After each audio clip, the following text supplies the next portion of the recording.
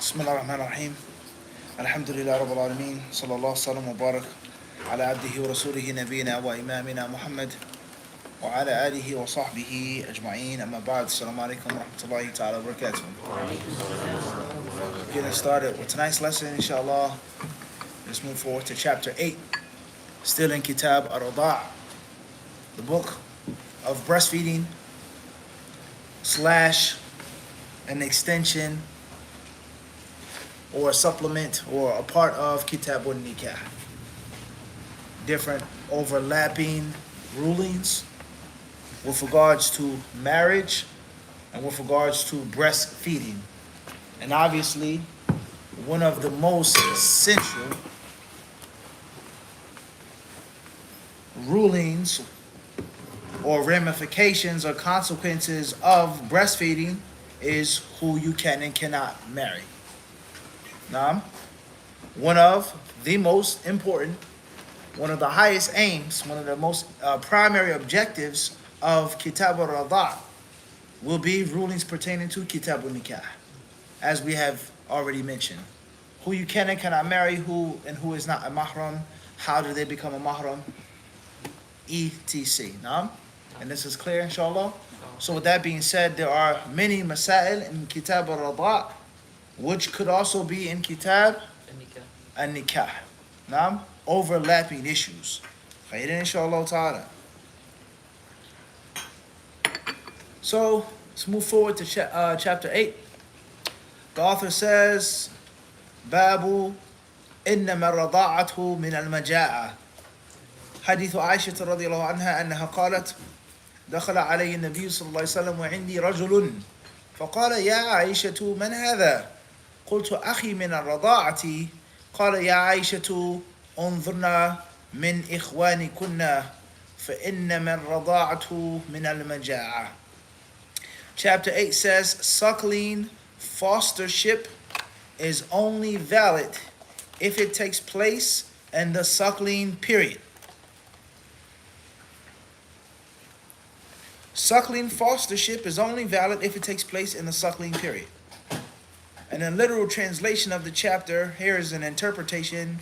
It says, إِنَّمَا الرَّضَاعَةُ مِنَ الْمَجَاعَةِ يعني من الجوع. الرضاعة إنما تثبت أحكامها في زمن أو حال زمن الجوع وحاجة الصبي إلى لبن أمه. في حال كون الصبي لا يستغني عن لبن أمه.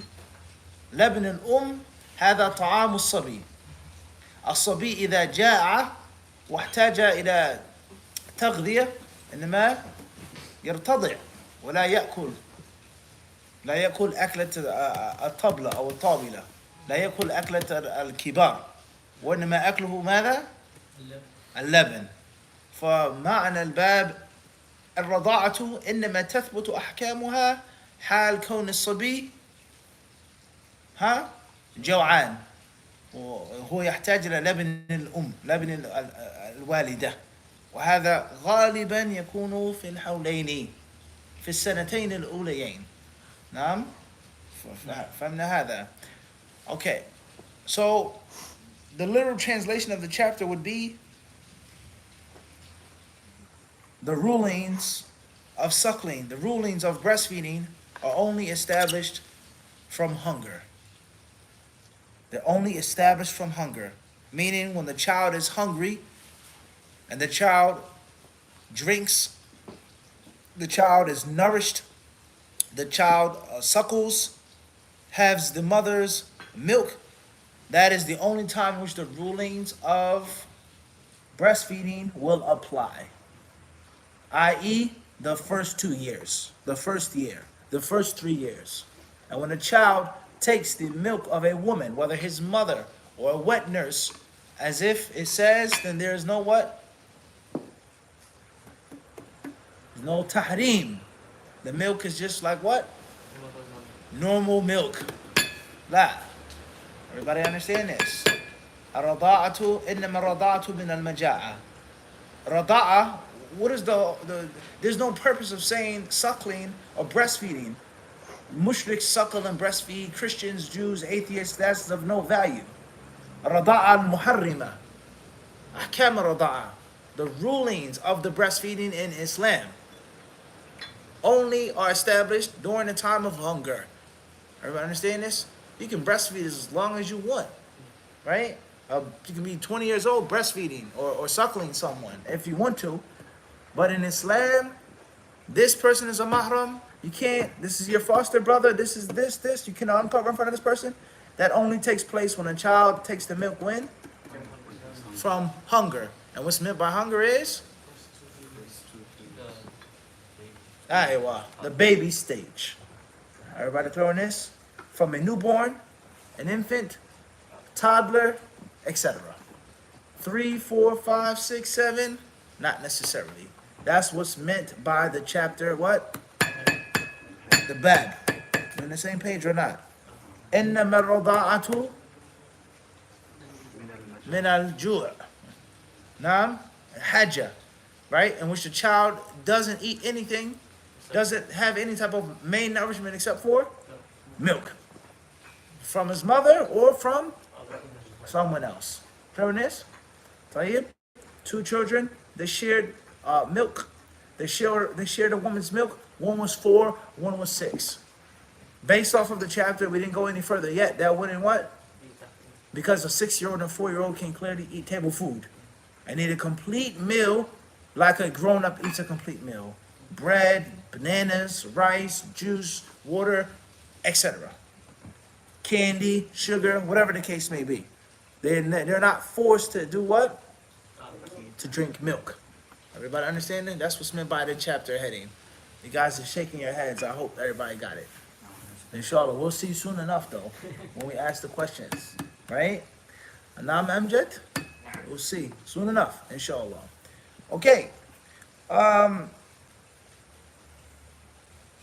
Then the hadith states, similar to the previous hadiths as well, the Messenger of Allah came into my hujrah, my home, my apartment, Aisha's home, Aisha's unit. Now, he went to visit his wife. وَعِنْدِي رَجُلٌ, and there was a man sitting there with me. I.e., who's this man in my home? Who's this man seeing you? Right? Who's this man sitting with you as if he's your blood brother? Who's this man as if he's your mahram? Who is he? Right? That's why the Prophet ﷺ, he asked Aisha, and then she said, قُلْتُ, I said, أخي من الرضاعة. It's my foster brother. My brother from Aywa, meaning تحرم الرضاعة ما تحرم الولادة. Previous hadiths, that the breastfeeding, the breast milk makes a person a mahram, just like what makes a mahram? Blood. Sahih? He's my brother. Brother from blood, brother from milk, he's my what? Brother, right? He can be with me. The Prophet ﷺ said, "Unzurna man ikhwanukunna." Men ikhwanukunna. Look to who is your brother. Who's really your brother? Is he actually your brother? Unzurna man ikhwanukunna. Who are your brothers? Double check, make sure. Because a person only becomes a brother to a woman, obviously they're not related by blood, if the milk was taken when? During the time of hunger, meaning within that time period and not afterwards. Well, all right, we understand the simplification of the chapter heading and of the hadith. Now the next step would be discussing the actual, the issue, the mas'ala, the ruling, the dynamics of the entire what? Mas'ala, the issue, right? And within the issue of the mas'ala are the rulings. Everyone understand this? The mas'ala fiqhiyya, khilafiyya, and then within it are the ahkam, the ijma', the ikhtilaf, the foundations, the branches, etc., etc., etc. The system. Now, we're on the same page or not? Inshallah. Tayyib. So we're reading from Fath al-Bari here. Hafidh ibn Hajar rahimahullah ta'ala. Imam al-Bukhari, he has a chapter in Kitab al-Nikah that says, Babu man qala la rada'a ba'da hawlayni. the chapter of those who say, those from the Salaf, from the Sahaba, from the Imams, the people of knowledge who hold the view, La rada'a, there is no breastfeeding, meaning no, what kind of breastfeeding? The one that makes haram. Aywa. Certain things haram. You can drink milk, you can do whatever you want to do.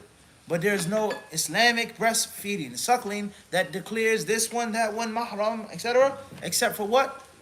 Ba'da hulain, after 2 years. So the suckling that makes a person a mahram can only take place during the first 2 years. Some people say that. Imam Bukhari says that's the Babu man qala, right? Is that the rulings of suckling are only established during the first 2 years. Anything after the 2 years? Floating dust particles, right?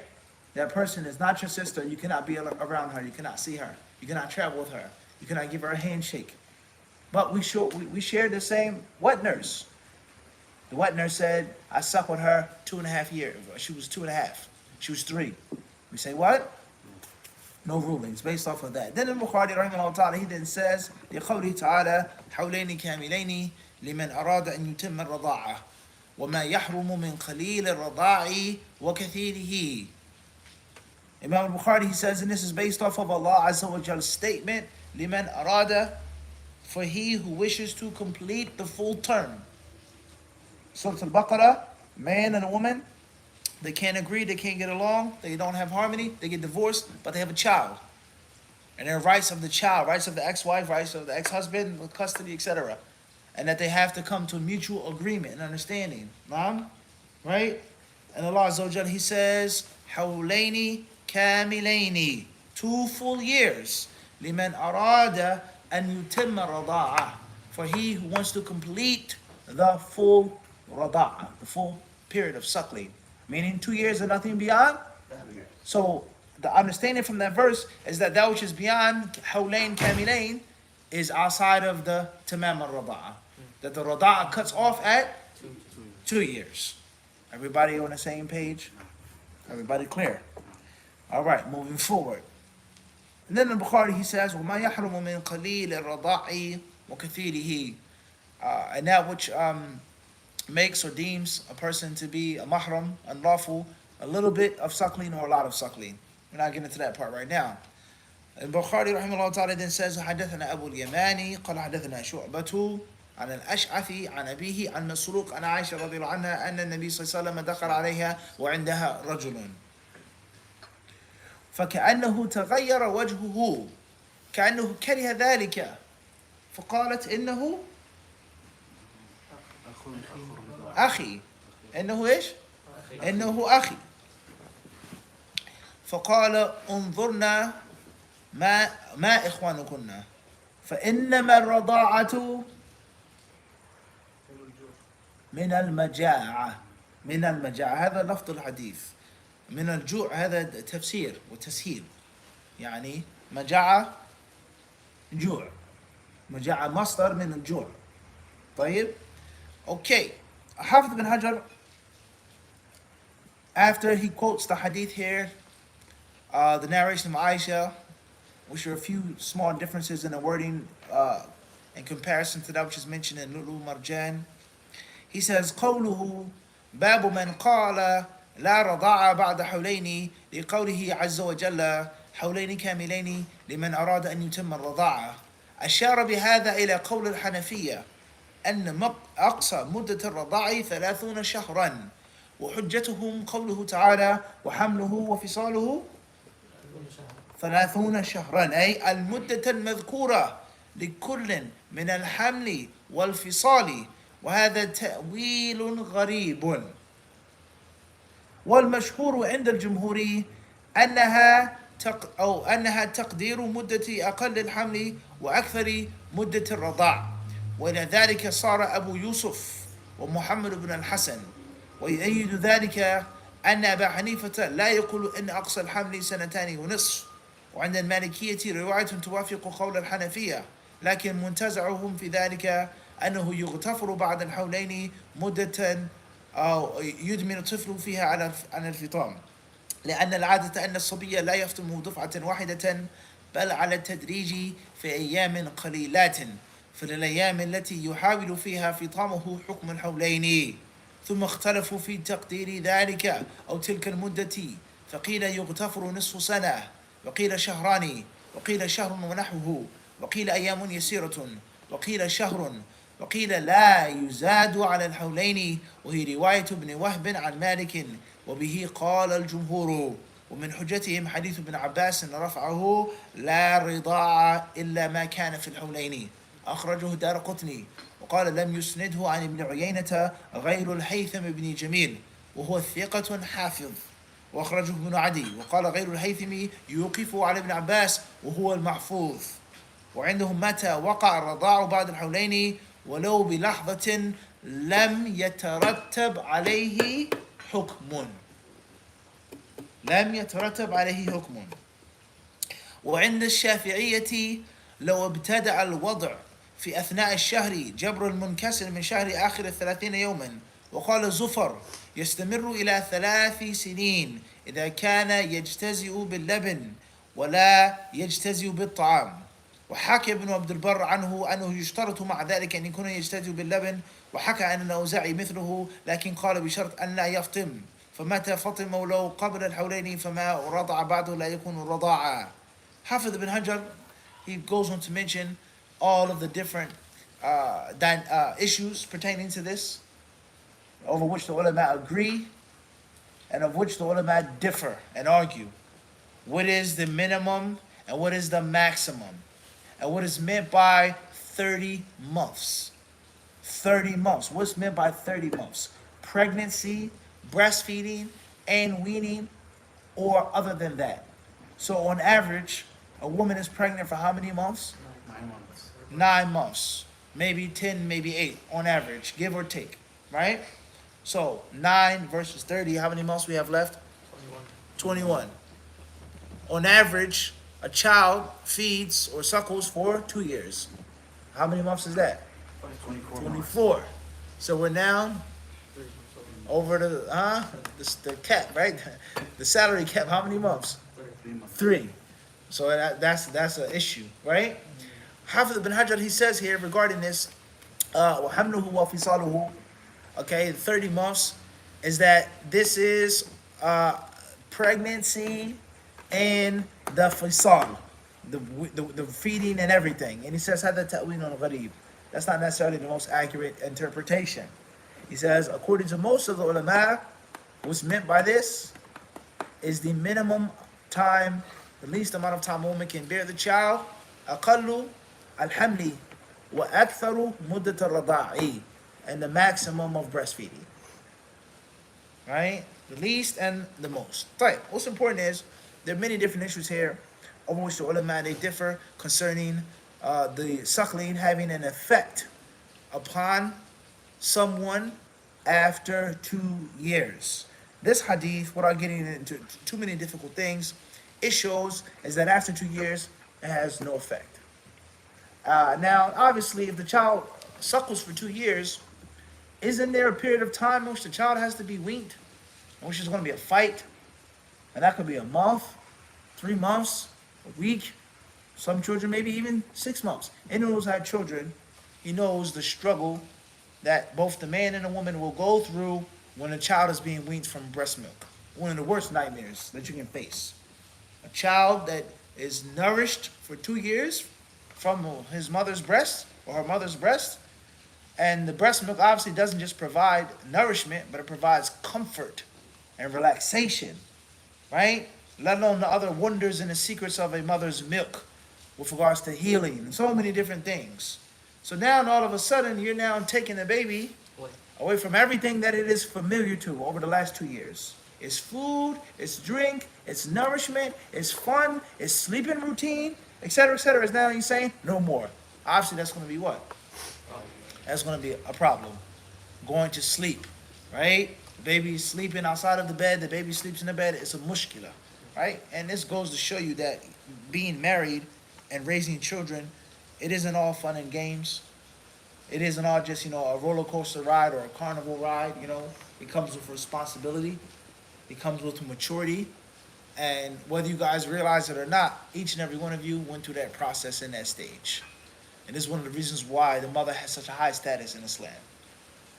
You were a little baby, you were breastfed, your mother had to wean you, your mother lost sleep, your mother went through so many different ups and downs, health, hormones, emotions, this, that, so much just to make you safe and sound.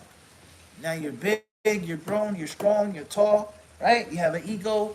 Now you have to pay back that debt to your mother, right? And only Allah knows the different struggles and sacrifices that your mother had to go through just for you, okay? And obviously, if you're not married, you really can't truly get what I'm trying to say. If you've been married before, if you're married now, you can relate on the struggles of raising a child, on the struggles of feeding a child, on the struggles of weaning a child, and how a woman's body, her mind, even her soul, prayer, salah, postnatal bleeding, depression, so on and so forth, spirit, body, mind is literally a battle, a war zone, a battlefield, right? Trying to sleep, trying to eat, trying to be a wife to her husband, right?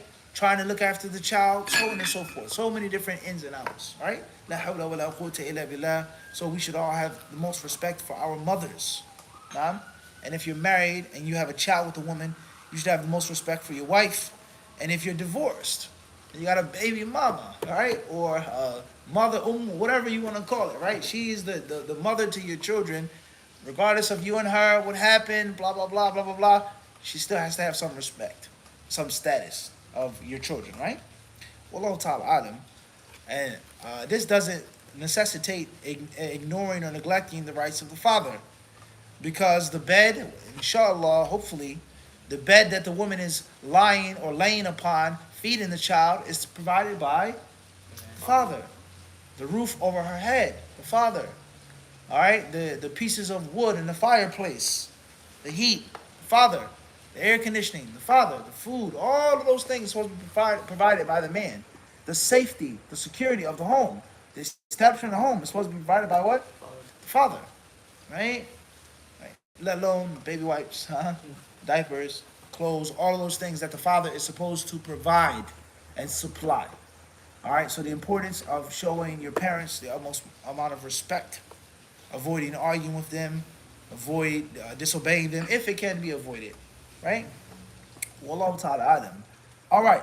Khair inshallah ta'ala. What's important is what is the minimum and what is the maximum, and most importantly, or not most importantly, but those months in between the time of weaning, are they included in the 30 months? Is the time of weaning included in the hawlain, 2 years? Or is there a little bit of breathing room? Naam? Khair inshallah ta'ala. And obviously there are other issues that pertain to this as well, such as Mas'alatu Rida al-Kabir, a grown person having the milk, right? And taking the milk of a woman, does that man now become a mahram or not? All right, that's a very, very, very long discussion. That's more than enough for now, all right? We're going to go too far into the details. Moving forward, next chapter. The author, rahimahullah ta'ala, he says, باب الولد للفراش وتوقي الشبهات. حديث عائشة رضي الله تعالى عنها قالت اختصم سعد بن أبي وقاص وعبد بن زمعة في غلام، فقال سعد هذا يا رسول الله ابن أخي عتبة بن أبي وقاص، عهد إلي أنه ابنه، انظر إلى شبهه. وقال عبد بن زمعة انظر إلى شبهه. وقال عبد بن زمعة هذا أخي يا رسول الله، ولد على فراش أبي من وليدته. فنظر رسول الله صلى الله عليه وسلم إلى شبهه فرأى شبها بينا بعتبة، فقال هو لك يا عبد، الولد للفراش وللعاهر الحجر، واحتجبي منه يا سودة بنت زمعة، فلم تره سودة قط. حديث أبي هريرة عن النبي صلى الله عليه وسلم أنه قال الولد لصاحب الفراش. طيب. Next chapter says, chapter 10, child is for the one on whose bed it's born, and one should avoid suspicions. Hadith 922 is narrated Aisha, Sa'd ibn Abi Waqqas, and Abd ibn Zam'a quarreled over a boy. Sa'ad said, O Allah's messenger, this boy is the son of my brother, Utbah, who took a promise from me that I would take care of him as if he was his illegal son. It says in parentheses, how is that even possible? It says, Ahida ilayya annahu ibnuhu. He made an ahd. He made me take a promise and an oath that that is his son. And then I will look after him like it's... Aywa. Moving forward, it says here, look at him and see whom he resembles. Abd ibn Zam'a said, O Allah's messenger, this is my brother and was born on my father's bed from his slave girl.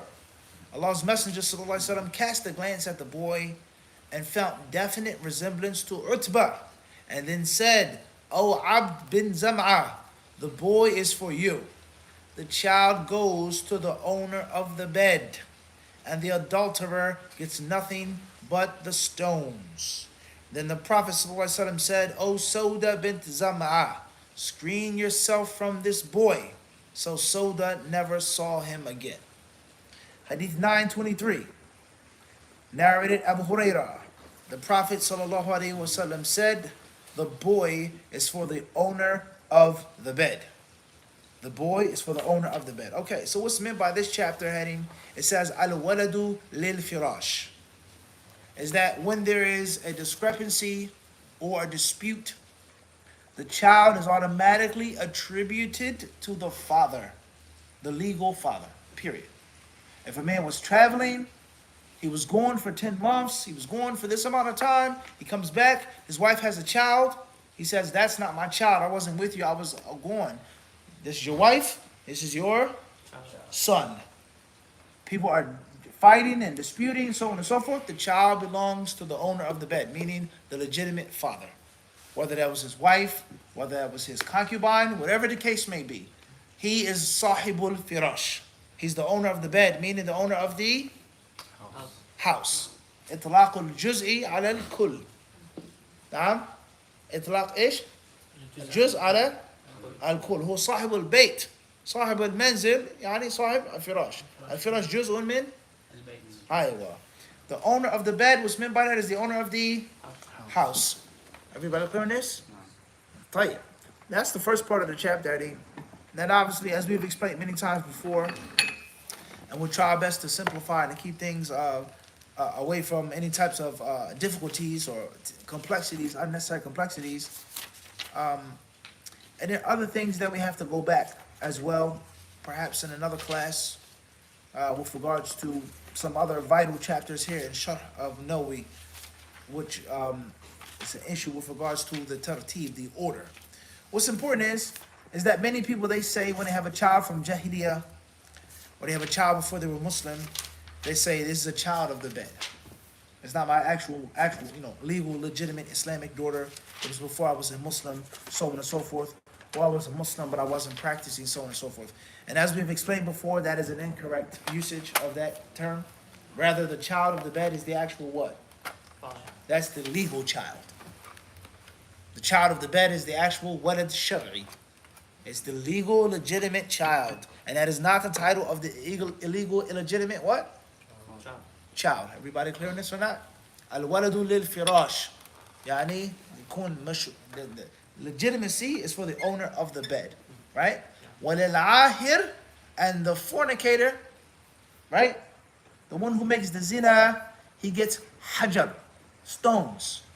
Whether that means, or whether that is a figure of speech, meaning nadama, khayba, khusran.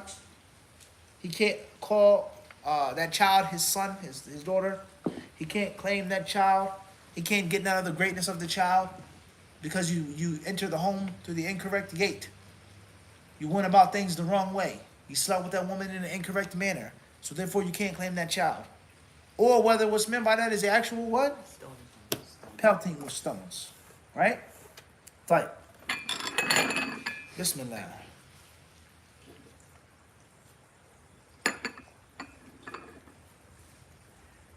Nawawi rahimahullah ta'ala, he says, قوله صلى الله عليه وسلم الولد للفراش وللعاهر الحجر قال العلماء العاهر الزاني وعهر زنى وعهرت زنت والعهر الزنا ومعنى له الحجر أي له الخيبة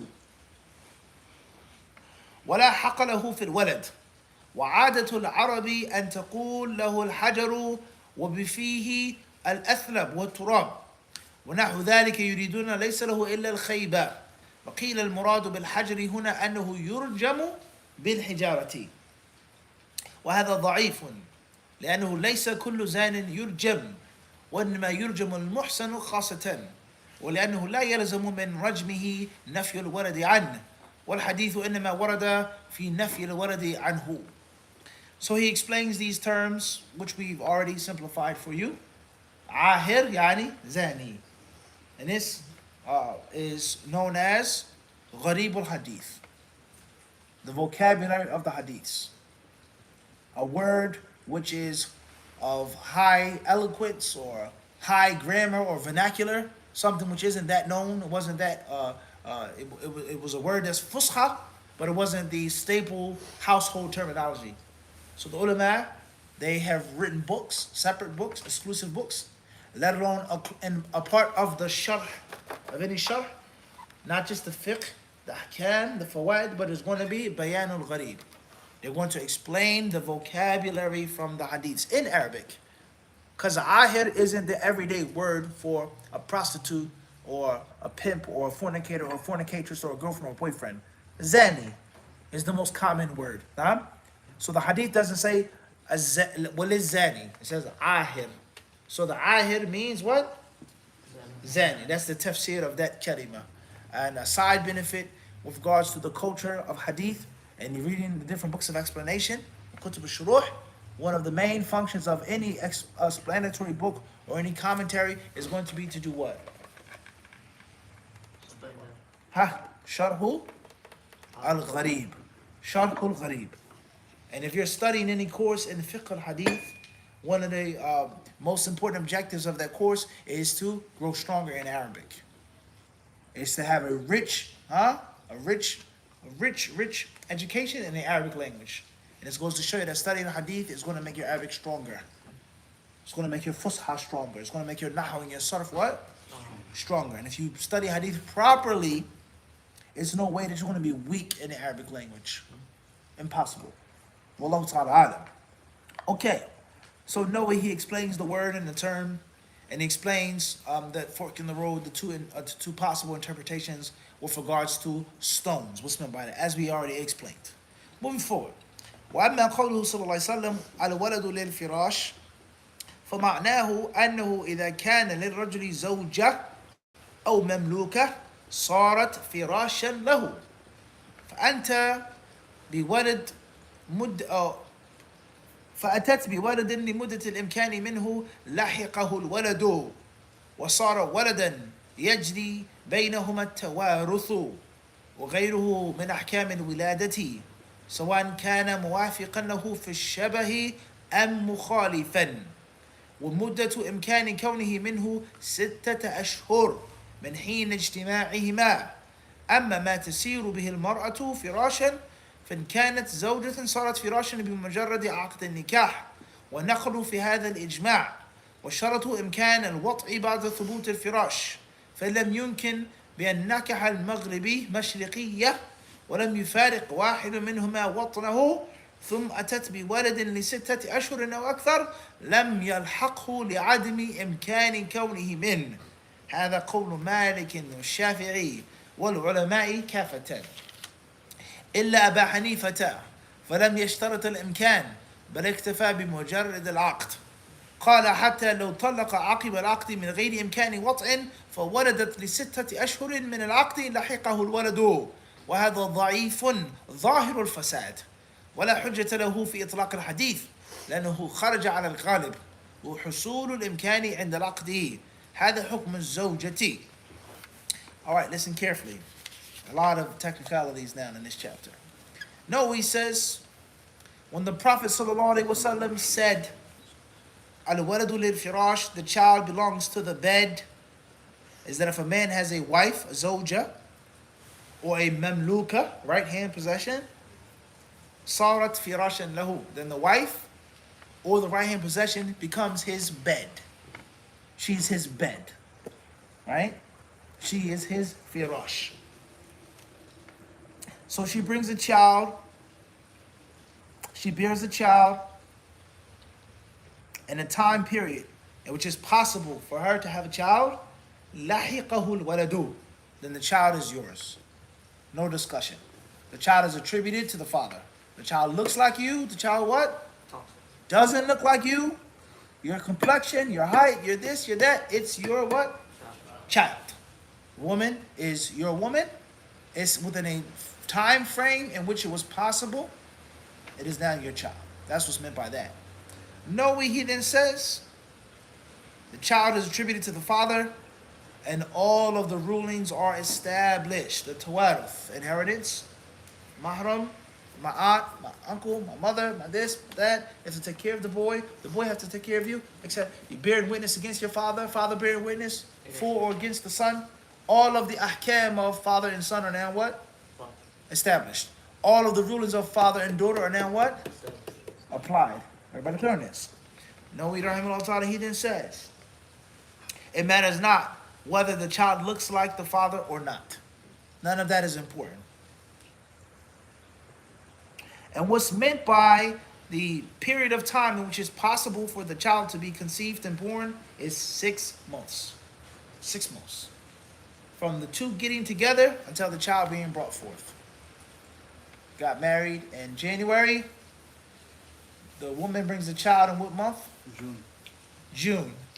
Right? He said, that's not my son. He doesn't look anything like me. That's not my daughter. She don't have my big toe. Right? 6 months later, that's what? Your child. And the rulings are now established. No, he then says, as far as when does the woman become the bed, then there's a fork in the road. If the woman is the wife, and if the woman is mimma malakat aymanukum, that which your right hands possess, two different directions, two different exits. The fork, right? Keep right at the fork, they say, right? GPS, right? Keep left, right? Sahih? Tayyib?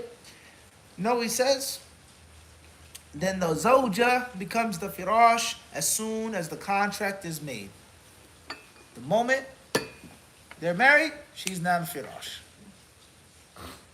And some scholars say there's no difference of opinion. There's ijma' concerning this. But this is only applicable with a condition. And that condition is that they have to have the possibility of cohabitation. It had to be mumkin that he called what? Her, and she did what? Picked up. You guys understand or not? As far as no service, no phone, no satellite, no phone tower, and what? غير ممكن. You guys, you with me, Idris, or not? So, how many points did we mention? When does the woman become the bed for the man, and the child is automatically attributed to the man after 6? When? First and foremost, as soon as they're what? Aqd. Number 2. La. Before that. After 6 months. Number 3 is what? Alright, it has to be possibility of what? Yeah. Hello? Right? Oh, the phone, you ring, and she does what? Do we know that they called and picked up? We don't, but it was what? It was mumkin. It's possible for them to have been together, right? No, we don't have he says, as far as if a man from the west married a woman from the east and they did not travel, then doesn't apply, right? A man in America marries a woman in Dubai. Neither of the two got on an airplane. Or, what's the thing they call it? People argue, is it possible? Teleport or whatever, right? There was no ifrit or nothing like that. She's in Dubai, he's in New York City. Neither of the two traveled. Neither of the two went from east to the west. Then that's impossible. There's no way they could have what? Hello, are you there? And she said, what? Yeah, I'm here. Nahum, right? Impossible. All right, he says, as far as if it was, for in lem yumkin, it's not possible, it's impossible. Such as a man in the west marrying a woman in the east. He's Maghribi and she's Mashriqiyya. Right? Neither of the two traveled. Then she brought a child 6 months later, or 7 or 8. The child is not attributed to the man. Moving forward. And this is the view of Imam Malik, rahimahullah, Imam Shafi'i, and 99% of the ulama. The overwhelming majority. All of them except for Abu Hanifa, rahimahullah ta'ala. Imam Abu Hanifa, may Allah be pleased with him, he says, فَلَمْ يَشْتَرَتَ الْإِمْكَانِ. He did not stipulate the possibility of them meeting. He didn't stipulate that.